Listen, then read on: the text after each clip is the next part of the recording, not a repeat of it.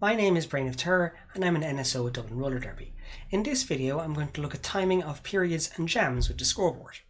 So here we are here, and at some point the jam timer is going to do their rolling whistle to start the game, and they're going to shout their 5 seconds, and then when they tweet we're going to click start jam. So start jam, our first jam is ongoing. Let's presume that the jam is not going to be the full length and it's called off because one team got lead and the other jammer was getting close to the pack. And we're going to have a stop jam. So the important thing is you want to click stop jam on the 4th tweet. So tweet, tweet, tweet, tweet, tweet, tweet, tweet, tweet, tweet. So it's not the first tweet, it's not the 12th tweet, it's always the 4th tweet.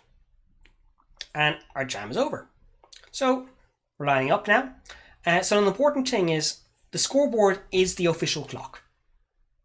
Any clocks that the jam timer have are just there as backups. So at this point, the jam timer should be looking carefully at the scoreboard. 5 seconds. And then you should be ready at that point to start the jam. Tweet.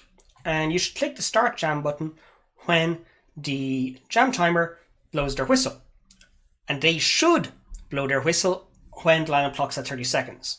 If they're early or late, you still should be pressing the button when the actual jam timer does the whistling, not when it just reaches 30. Anyway, so let's say that this jam is going to be the full 2 minutes. So I don't think we want to wait 2 minutes for that.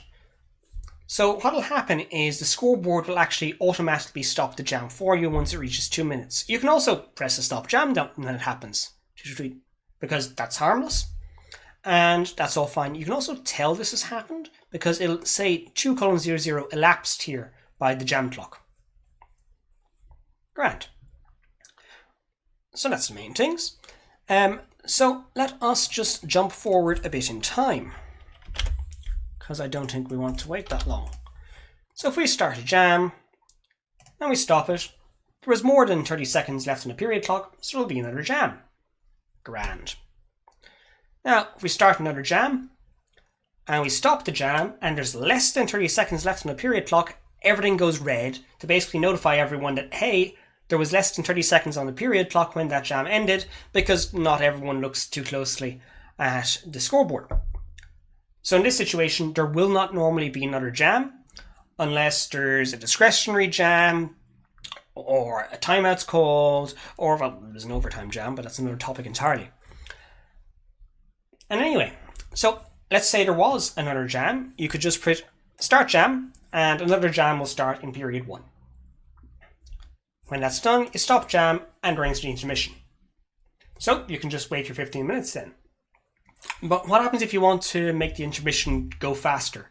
Because, well, time is short and the schedule needs to be moved up, as often happens. So you can click here, and you've got the actual intermission clock, which you can directly alter. So you can change the maximum time. So I can say, actually, I want a total of 10 minutes for intermission, and it'll adjust things. You can also go in the other direction, which is rare, and say, actually, make it 20 minutes. And in fact, if you want to make the intermission longer, you will generally need to adjust maximum time.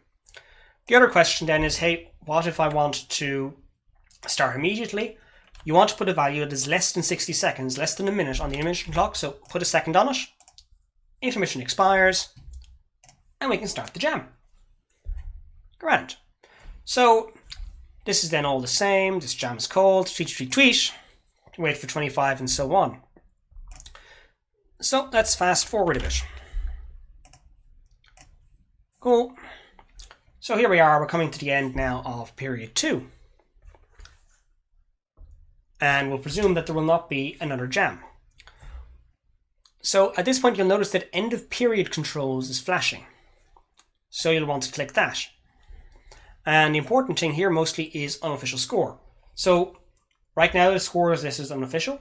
The jam refs should be coming over to the scorekeepers, checking the numbers are right for the last jam. And once everyone's happy, you press the unofficial score button, and now the score is final. And that is the basics then of handling the jam clock and the period clock with Zero G.